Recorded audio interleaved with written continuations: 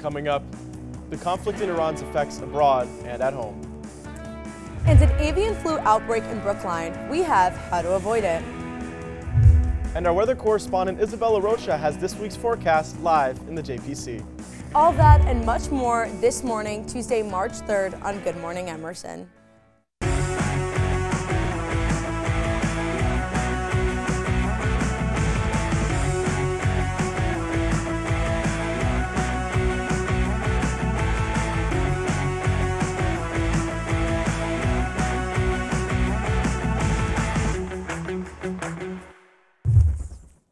Good morning, Emerson. I'm Samantha Bowen. And I'm Daniel Lipoff.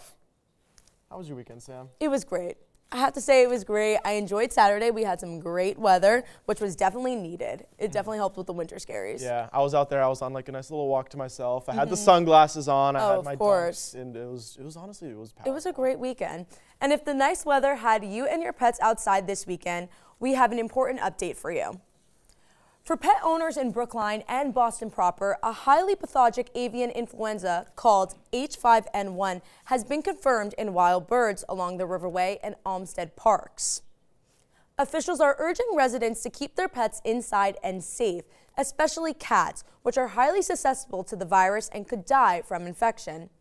While officials had made the message clear, quoting, "keep pets indoors," Brookline town officials offered guidance on avian flu in local wildlife. They explained that dogs should remain leashed and keep away from wildlife. It said the risk to humans remains low, but residents should avoid contact with dead or sick birds and report any sightings. Since 2022, Massachusetts have seen recurrent cases of avian flu, and officials warn that virus may be more widespread than confirmed reports show. Stay alert, protect your pets, and follow local guidance. The story continues to develop. People took to the streets over the weekend here in Boston after the U.S. and Israel carried out strikes against Iran. Demonstrators gathered at the Boston Public Library and the State House, both supporting and protesting the attack carried out on Iran over the weekend that killed Supreme Leader Ayatollah Ali Khamenei. Protesters have marched in the streets of Boston for weeks, protesting against the Iranian regime and its worsening economy. A little over a mile away at the Mass State House, demonstrators gathered, declaring what had happened was a criminal aggression by the United States. Massachusetts Representative Stephen Lynch questioned the logistics of the attack, raising concerns over taxpayer dollars being used to fund the offensive in the Middle East. We are going to head now to the JPC, where our WEBN correspondent Audrey Coleman has the latest breaking news. Audrey? Welcome to WEBN Breaking News. I'm Audrey Coleman, and here are today's top stories. An elderly man died in a house fire in Foxborough early this morning, according to officials. Foxborough police warn about potential power outages and water pressure issues in the area. Surrounding streets are closed for an investigation. The U.S. has shut down embassies in Saudi Arabia and Kuwait following drone attacks from Iran. There was no imminent threat to the United States of America by the Iranians. The conflict has spread to Lebanon, with Israel retaliating against Iranian strikes there on Monday. Iran's Red Crescent estimates a death toll of more than 800 people during American and Israeli strikes. Former Secretary of State Hillary Clinton momentarily walked out of her Epstein deposition. Yeah, So well, I would like to take a break at this yeah, moment. And we'd like to have I'm a done conversation. for now. A right-wing influencer reportedly leaked a photo during her home deposition in New York. The original image was taken by Representative Lowen Boebert, who offered to take the photo down.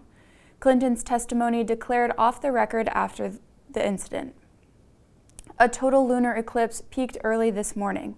The blood moon was visible to more than 40% of the world's population. North America won't see another blood moon until New Year's Eve 2028. That's all I have for breaking news this morning. Did you get a chance to see the eclipse, Daniel and Sam? Sadly No, not. I actually woke up an hour after it happened. Yeah, So. unfortunately I did not get to see it, but I hope in 2028 I get a better chance. Did you get to see it? We'll see the next one. I just saw a picture this morning. Yeah, Yeah, I actually haven't seen a picture yet. Yeah. I'll have to look it up after the show. for sure. Well, thank you, Audrey. Thank you. Today we are joined by our weather correspondent, Isabella Rocha, who is also live in the JPC. What's the weather look like for this week, Isabella? Good morning, you guys. This morning it is mostly sunny out. Later this afternoon and throughout the rest of the week, temperatures will be a little warmer than they were last night. Today we have a high of 35 degrees and it pretty much remains consistent throughout the rest of the day, as we then see a low of 34 degrees by nighttime. We are expected to receive some snow before 5 p.m. today. However, by the time 8 p.m. rolls around, we'll see it transition into rainfall for the rest of the night. That rainfall will continue into Wednesday morning, but later in the day, the sun will make a bright appearance.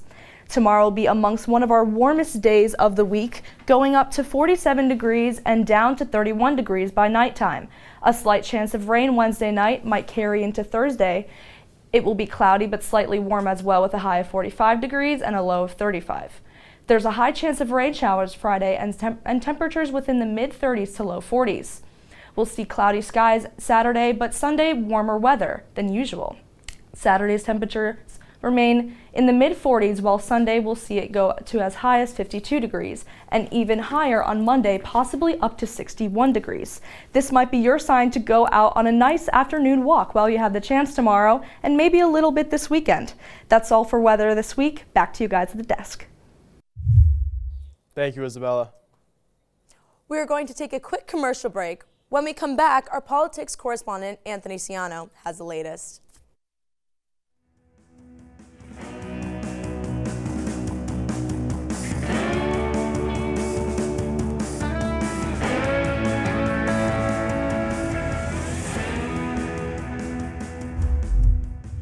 Good Morning Emerson? What's that? It's the best morning show ever. Live for Good Morning Emerson. Good morning, Emerson. Good morning, Emerson. Welcome back to Good Morning Emerson. We are so glad to be waking up with you all this morning. Today, I'm out here in the sunny Boston Commons. I'm here live at the State House on Election Day. Yeah, that's right, you heard it. In more Disney news, Disney's battle with YouTube TV is not going as expected. And right now we're going to go to Chloe Tebow with the latest political upheaval. WEBN breaking news updates. For today's weather forecast, hold on to your hat for the week ahead. So let's break down the forecast. Now let's jump right into our top stories. On all the day's top stories, Steve. We are joined now by the dancers of EUDT's contemporary company. We are here with the Emerson Ultimate Frisbee team. Welcome, guys.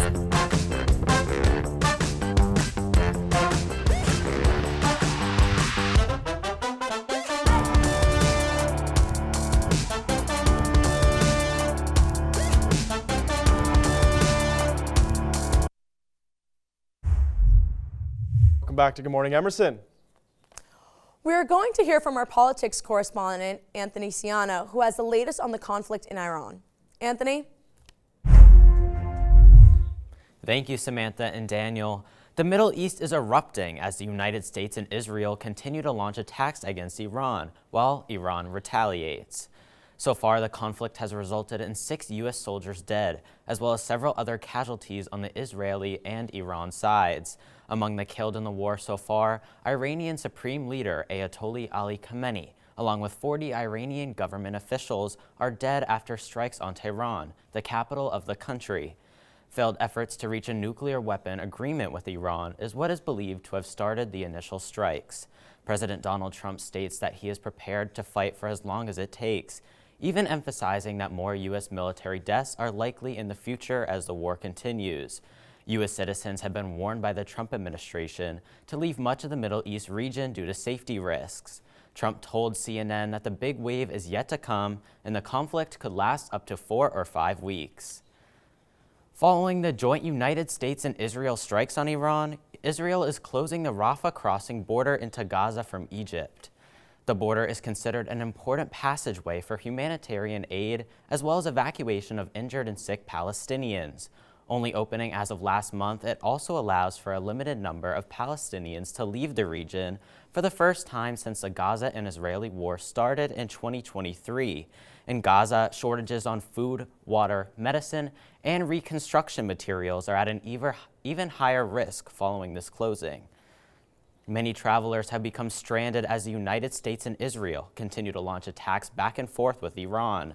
Many flights to and from the Middle East have been canceled completely, including here at Boston, at the Boston Logan International Airport. The airspace over much of the Middle East has been marked as a danger zone, and significant damage has occurred at airports in places like the United Arab Emirates, Qatar, and Bahrain, prompting closures. Yesterday alone, flights from Boston to Doha, Abu Dhabi, and Dubai were canceled due to the ongoing conflict. That's all I have for politics today. For Good Morning Emerson, I'm Anthony Ciano. Thank you so much, Anthony.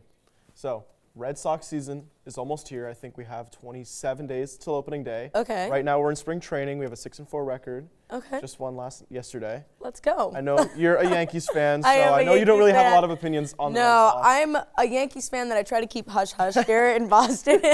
But, you know, I'm excited to get back and sitting in the bleachers of a baseball game. There's nothing like a good hot dog. The sun's out, you're with your friends, maybe your family. But more on sports. Our sports correspondent, Emily Champagne, is live in the Bobby Brown and Stephen Polfler gym with more on the Red Sox spring training. Emily? Thank you, Daniel and Samantha. Spring training practice has continued for the Boston Red Sox down in Fort Myers, Florida. The buzz around this year's camp is real, as Boston could have the best rotation in the MLB. Garrett Crochet leads the way, but is now backed by a scary 1-2-3 punch with the addition of Ranger Suarez and Sonny Gray. While the Sox may have won against the Blue Jays and Twins, several key players have departed from JetBlue Park. Names like Roman Anthony, Jarren Duran, and Ceddanne Rafaela are all representing their home countries in the World Baseball Classic. Hopefully the Celtics don't get stung as they take on the Charlotte Hornets tomorrow night. Boston is rising with serious momentum, defeating the Nets and knocking off the Milwaukee Bucks 108-81 last night. Charlotte, on the other hand, is one of the league's worst teams, sitting at 10th in the Eastern Conference. While many expect a comfortable Celtics win, don't sleep on the Hornets entirely. Rookie Con Knippel is averaging 19 points and just broke the NBA rookie record for three-pointers made in a season. The 20-year-old Duke product is a must-watch for the 7:30 tip-off at TD Garden. And the Emerson Lions women's lacrosse team picked up a dominant win over Curry College. In their 14-6 victory last weekend, the Lions moved to 2-0 on the season, remaining undefeated. Junior Ava Deli-Company was everywhere, racking up for 4 goals and 5 assists. Other notable players were sophomore Laura Lovell with a career best 5 goals, and Lena Gustafson, who chipped in for 3 more. Up next, Emerson will host UMass Boston tomorrow night at 6 p.m. over at Roch Field. That's all the sports news I have for today. For Good Morning Emerson, I'm Emily Champagne. Thank you, Emily.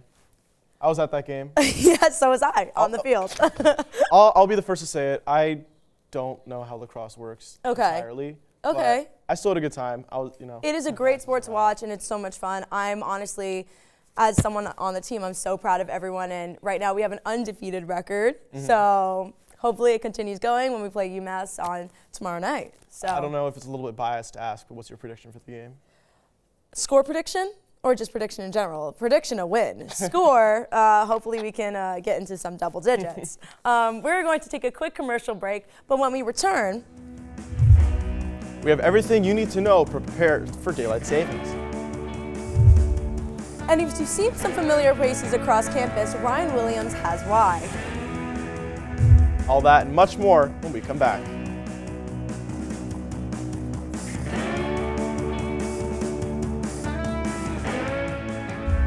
Yeah, Jackie, I get that you're back. Oh, gotta go. Hey you're the first real gamer I've seen all morning. Check this out. Super Gamers Weekly on Freebie. Wow. What's this one? Oh, this is Critical Damage on Emerson Channel. Here, look at these radical colors.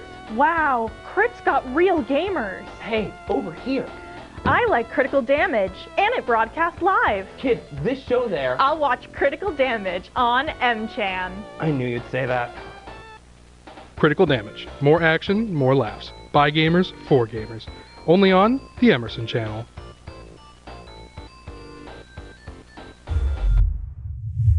Welcome back to Good Morning Emerson. I'm very excited about daylight savings coming up. I am too. I also don't know how daylight savings times work. They only invented it in 2007. Wow, So that's crazy. We've both been alive before daylight savings time was invented. Yeah, honestly, as long as I know that it gets a little bit lighter outside a lot longer, I'm very happy. Yeah, well, it's about that time to start getting ready for daylight savings time. Yes, you heard right. Sunday, March 8th, we'll spring forward 1 hour, meaning our sunsets and sunrises will happen an hour later. Once it hits 2 a.m. Sunday, all clocks will jump ahead to 3 a.m., so we can say goodbye to those early sunsets and hello to those longer days. The sunset for March 8th in Boston is scheduled for 6:43 p.m., but don't worry about waking up in the middle of the night to change the clock, though. Most smart devices like your phone, your TV, and your smartwatches will update automatically. Now, not all states in the U.S. will shift, though. Historically, Arizona and Hawaii don't participate and haven't officially since the U.S. adapted the change in 2007. We'll fall behind again on November 1st, just in time for autumn. Netflix has dropped its $83 billion bid for Warner Brothers Discovery, clearing the way for a massive merger with Paramount Skydance. Recently, Paramount Skydance raised its offer to $31 per share, valuing the deal at roughly $110 billion. Warner Brothers Discovery called it a superior proposal, and Netflix CEOs Ted Sarandos and Greg Peters said matching that price was no longer financially attractive. The proposed merger would combine major studios and streaming platforms, but must first win federal antitrust approval. If approved, this could be one of the largest media deals in Hollywood history. Speaking of Hollywood history, the Emerson Student Academy Awards are tonight. Yes. So they're putting on a screening for Emerson community only in the Bright Family Screening Room tonight at 7 to 10. This is a great opportunity for all Emersonians and others to watch some of the amazing work that a lot of students have done. Yeah, well, with more Emerson news, we're going to head to our Emerson Update correspondent, Ryan Williams. Ryan? Thank you, Daniel and Samantha. Former Emerson professor Emerita Mary Ellen Adams has passed away peacefully at the age of 81. Adams ran the costume shop at Emerson's Beacon Hill campus and continued to run it after Emerson's relocation. Professor Adams was one of the longest-serving faculty members at Emerson College, working with the Performing Arts Department for 46 years. Her legacy at Emerson will never be forgotten. You might have noticed walking around campus, some buildings have an extra pair of eyes looking at you. Portraits of 22 Emerson alumni have been placed in Little Building, Walker, Tufte, and the Visitor Center to spark inspiration for Emerson students. The Distinguished Alumni Portraits Project highlights the success of notable Emerson alumni graduates, amongst them Bobby Brown and Doug Herzog. Keep an eye out for more portraits appearing across campus. As you may have seen on a recent episode of Conan O'Brien's podcast, Conan met with his cousin, an Emerson alum, Dennis Leary. During his interview, Leary mentions his founding of the Emerson Comedy Workshop and his fond memories of the time at school. O'Brien said the sharpest people he meets are from Emerson. It's the theater kids from high school, the funny kids from high school, the best dancers, the filmmakers. Those are the kind of kids who go to a school like Emerson. So that's like, it's more, you're finding people more like yourself. Leary graduated from Emerson in 1979. If you want to see what Leary's up to, stay tuned for Ice Age Boiling Point, where he returns as Diego early next year. That's all I have for Emerson News this week. For Good Morning Emerson, I'm Ryan Williams. Thank you, Ryan. We now get to hear from our field correspondent, Olivia Garcia, who has taken us on a trip to a Frostival Lodge in Copley Square. Olivia? Thank you, Sam and Daniel. With Boston in the midst of winter, residents from all over come to the Frostival Lodge to help them unwind and relax. We asked people at the Frostival Lodge what their favorite aspects of the event were.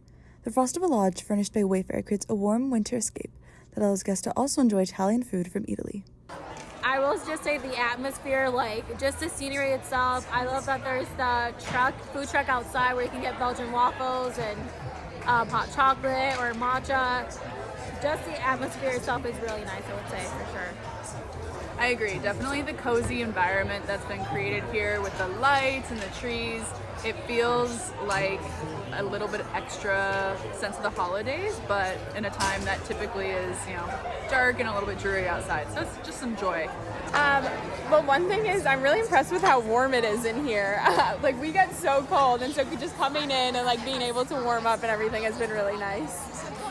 I love the Christmas trees and the spirit of it, like the games. and the Olympics playing. Just the whole spirit is lovely. I like this whole seating area and just how it feels like you said, like a ski lodge, and we can sit with our hot chocolate. I think it's pretty cool. Like people can come down as a community and come and play games and stuff too. It looks like people come pretty prepared to come down here, you know. The Frostable Lodge builds fun, festivity, and community despite the harsh winter season. For Good Morning Emerson, I'm Olivia Garcia. Back to you guys at the desk. Thank you so much, Olivia. Well, we're going to take a quick commercial break, but when we come back, we are joined by the BlueJay Theater Collective. Stay tuned.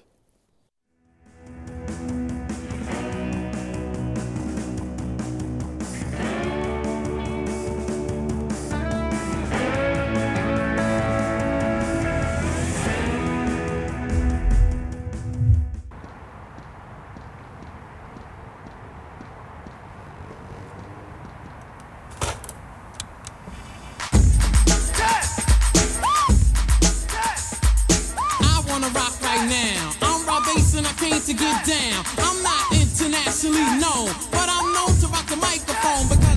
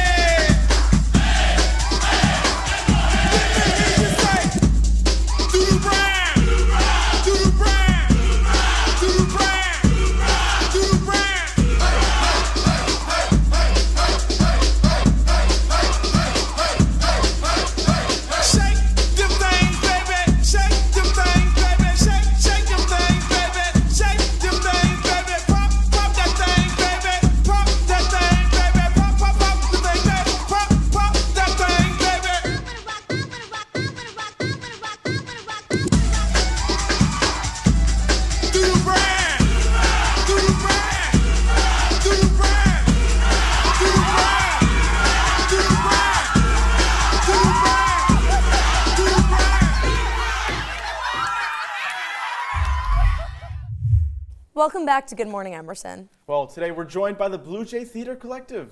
Guys, could you go ahead and introduce yourself for us? Hi, we are BlueJay. I am JJ, co-artistic director. I'm Lulu. I'm also the co-artistic director. I'm Sasha. I'm the production manager. I'm Natalie, and I'm the managing director. Awesome. Could you guys tell us a little bit about the BlueJay Theater Collective? Yeah, absolutely. So JJ and I founded BlueJay Theater Collective our freshman year here. It started as our production company in high school. We named it BlueJay because we were like, BlueJay. And it's just grown into something so wonderful here. We do relatable theater for young people, by young people, and we really want to make sure that people see themselves reflected on stage. Yeah. I don't mean to interrupt. Did you guys go to high school together? Yeah. Yes, we did. Oh Best my friends for 10 years. Oh, yeah, 10 middle years? school. Yes. Oh my goodness. Well, now. you guys had a crazy journey. I know, we really did. What shows are you guys putting on? Right now we are doing The Shape of Things. Okay. It is basically about a group of college students and they're confronting themselves along with their art. So definitely check it out. It's very relatable for all Emerson students. That's beautiful. And how many shows are you putting on this semester? We do just one every semester. Okay. If you guys want to talk about that a little bit more. Yeah, well, as a young org, you know, we really try to put as much effort and love as we can in each production we do. And something that we've really been trying to establish is a sense of community and charity within our pieces. We recently hired an outreach coordinator to make sure that all of our new shows are partnered up with an organization that we will be donating to, because what is more relatable to college students than creating a better world? How can Emerson students get involved? Yeah, so we just finished hiring for our main positions for our show, but BlueJay does have an overhire system, so any students that are involved in being at load-in or strike, any electrics calls, they can check out our overhire, and we're always looking for people to help. And how can we find you guys on social media? BlueJay Theater Collective Yes. on Instagram. We also have a website that you can check out. That's going to be updated soon. We have a literary library on there, so if you ever need materials for auditions and things like that, we understand the hustle of acting, so you can always check that out. What are some of your favorite memories working with BlueJay Theater Collective? Oh my gosh, that's so fun. My first student theater show was directed by JJ from BlueJay with Significant Other, and it was such a fun time. Yeah. I think another really special one, me and Lulu just wrote and directed Overbridge last semester, and it was like kind of our like little Love goodbye letter to baby. BlueJay. Yeah, it was so wonderful. Wait, that's so cute. I love that. What's like the creative process like for you guys? It's tough. I mean, JJ and I have been like kind of partners in crime with our art for so long that like writing our show, we had like vision boards on doors in JJ's house and like, but just having the people to be able to mount that and do exactly what we want our vision to be has been so wonderful. I have to give a big thank you to Oliver Warner for like mounting this and bringing the logistical side of this together for us because it can be tough. When's your guys' next show? We will be going up April 25th and 26th, I believe. Yeah, right around the corner. I know, crazy. crazy. So, like tomorrow. I know, right? Well, thank you guys so much for spending time and talking with us, you know. Thank you. Thank you. That's all we have for you this morning for Good Morning Emerson. I'm Samantha Bowen. And I'm Daniel Lipoff. Thanks for waking up with us.